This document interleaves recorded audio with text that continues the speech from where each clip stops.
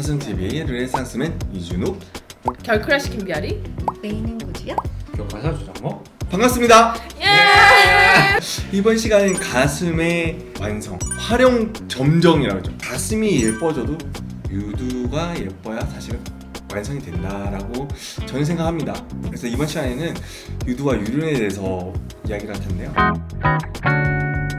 상담하러 오시는 모든 분들께서 고민을 할 수도 있고 하지 않을 수도 있어요. 근데 화물 유두라든지 뭐 거대 유두라든지 이런 게 있을 때 그런 거를 집어 주시는 편이에요? 저는 찝어드려요. 수술을 하셔야 된다 내지는 뭐 이거를 뭐 업사이즈처럼 오해하실 수도 있으니까 그게 아니라고 얘기를 하고, 이런 수술도 있습니다. 혹시 이런 게 평소에 신경 쓰이셨다면 이런 것도 왜냐면 그런 수술이 있다는 거를 모르시는 분들이 훨씬 많아요. 아 그럼요. 맞아. 그러니까 예를 들자면 모유수술 많이 하셔서 처진 분들은 유두의 길이가 길어져서 이렇게 늘어져 있거든요. 네. 그러니까 가슴만 늘어져 있는 게 아니라 유두도 늘어져 있어요. 근데 그게 아플 때도 있고 불편하고 미간상으로도 예쁘지 않은데, 그것도 수술할 수 있다는 사실을 모르셔서 가슴 거상이나 뭐 가슴 확대 수술 상담을 할 때 이제 이런 것도 좀 해볼 수 있는데 어떠세요라고 하면 그런 것도 돼요?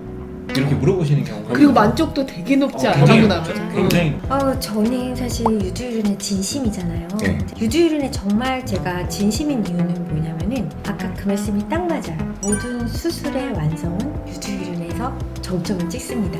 과연 이 수술이 필요할까라고 생각이 들 때도 있어요. 그런데 해놓고 나면 너무 좋아 하는 게 바로 유두유륜 수술이거든요. 확대를 고려하셨던 분들이 유두유륜이 사실은 콤플렉스였던 경우도 있고, 그렇기 때문에 사실 환자분들이랑 대화를 하다 보면은 환자분이 딱 유두유륜이라고 찍지는 않아요. 그런데 내가 내 가슴이 이런 모양인 이유, 뭔가 어색한 이유, 뭔가 내가 불편한 이유, 가슴을 가리고 싶은 이유가 사실은 사이즈가 아니라 유두유륜의 노화 아니면은 선천적인 다름 이런 것들 때문에 신경을 쓰셨던 경우도 많아서 어쩔 때 보면 이제 큰 수술로 갈변하다가 유두유륜에서 수술을 하고 멈춰지는 경우도 꽤나 많이 있죠. 난 직접적으로 얘기한다.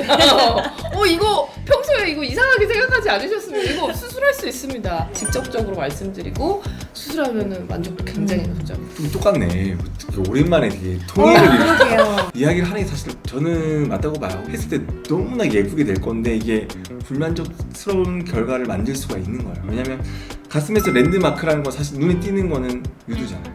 딱 잘 보이는 색깔도 다르고 그리고 센터 포인트고 하기 때문에 이야기를 하는 게 사실 맞다고 생각하고, 왜냐면 이 업셀링이 아니라 사실은 수술 시간 대비하면은 사실 가슴 수술 확대 수술하는 시간만큼 들어요 사실은. 맞아. 그 꼬매는데 시간 많이 들어. 한 번 딱 짚고 해결했을 때 만족도는 무조건 높다. 완벽한 그런 가슴 예산이 좀 필요하다. 유두유륜에 살 수 있는 거 뭐가 있을까요? 또 유두 축소가 있죠. 유두 축소, 유륜 축소. 유륜 축소. 그렇습니다. 한몰 유두. 한물 유두. 저는 거기에 하나 얹어서 유륜 탈장까지. 가슴만 이렇게 수술하고 나면 이제 보형물 이제 밀어주기니까 톡하게 나오죠. 유륜도 커지고 유두도 이렇게 컸다면 더 많이 밀고 나오고 이런 거. 저도 그거 관련해서 너무나 준비 중인데요. 그래서 나중에 한번 같이 네. 얘기해 보시면 좋을 것 같아요. 사실은 이게 상담하러 오시는 분들한테는 이게 업셀링이라고 느낄 수가 있잖아요. 이거를 어떤 느낌으로 설명을 해야 될까요?